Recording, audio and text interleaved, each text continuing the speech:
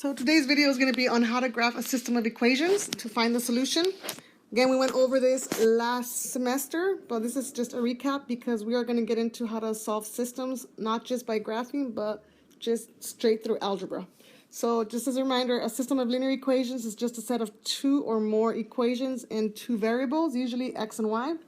And the graph of a system of two equations is a pair of lines on the coordinate plane.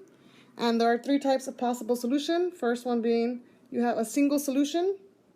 This is when the two lines intersect once. Our second case is when we have no solution. That means the lines don't intersect and the lines are parallel. And our third case is infinitely many solutions. This is when the two lines are one and the same, they're overlapping. So you only see one line when the two lines are graphed and they represent the same line. So just as a recap, we're going to go ahead and start graphing some lines, and it's going to be one of these three cases: one solution, no solution, or infinitely many solutions. So let's get started. Let's go to examples number 1 and get started on it. All right, so I'm going to zoom in on it. So just like any line we graph, we start on the y-intercept. So start at -4. And the slope tells me to go down 5 over 3.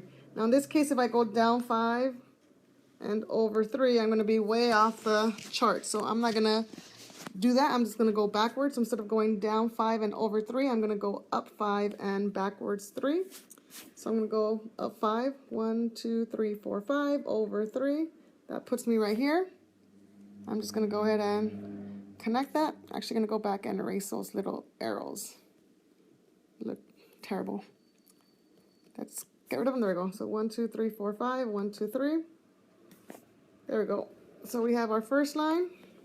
Let's do our second line. We're going to start at 3, which is the y-intercept on the y-axis.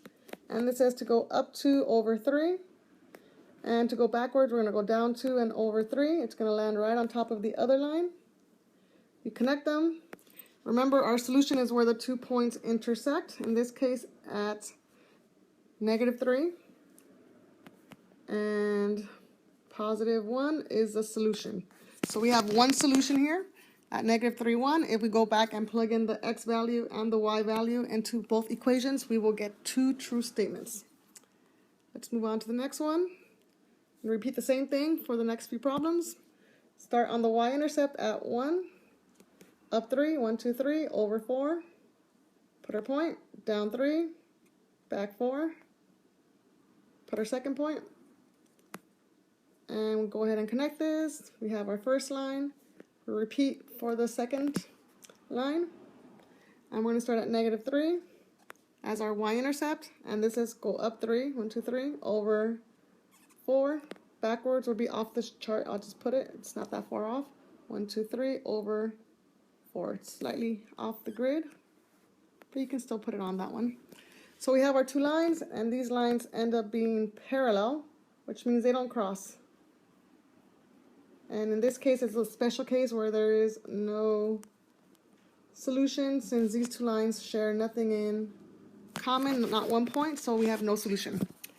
All right, let's go ahead and move on to the next problem. Let's clear this out. There we go. Let's start the next one. So here we have a 2 as our y-intercept, so we graph there first to start.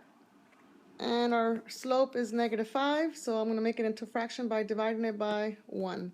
So we're going to go down 5 over 1. We're not going to bother going backwards since it's going to be off the grid, and this is enough to get our line going.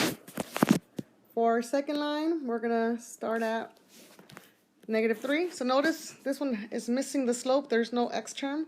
So this right here is the same thing as having y equals. The x term is missing, so that means it's down because it's a 0. So I'm going to go ahead and just write it in myself. Why isn't this working? Let's see. Hold on. All right, there it is. So it's y equals 0x minus 3. This is a y-intercept of -3 right here. And then it doesn't rise up and it doesn't rise down, so it's just going to be a horizontal line. So when your slope is 0, you get a horizontal line. These two lines do cross, so we do have a solution, and the solution is at the point 1, -3. All right, let's move on to the last one. So we're going to start by graphing our first equation, which has a y-intercept of 3. And the slope is negative 2 over invisible 1. So we're going to go down 2 over 1, down 2 over 1, down 2 over 1 until we can go no further. Backwards up to back 1. And then we're going to go ahead and connect these lines. Let me just fix that last point. There's our line. Now for our second equation, I cannot start at 12 because that is not the y-intercept. This line is actually a little different because it's in standard form. So this line is in standard form. It's not in slope-intercept form, so I am required to redo it. So I'm going to have to solve for y, otherwise I cannot graph it like I did all the previous problems. So first step is to get y by itself because we want y equals mx plus b. So 2 steps, move x, divide by 4. So I'm going to start by subtracting the x term.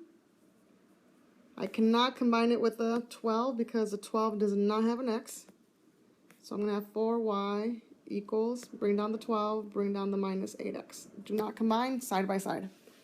Then to get rid of the 4 next to the y, because I want y by itself, I divide everything by 4. And then I go ahead and simplify, and I'm pretty much done solving for y. So the 4's cancel. 12 into 4 is 3. And 4 into 8 is 2, but there's a minus on it, so it's minus 2x.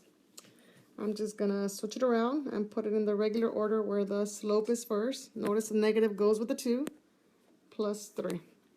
So I'm going to go ahead and graph this one. It starts at 3 as the y-intercept, so it's right on top of the line.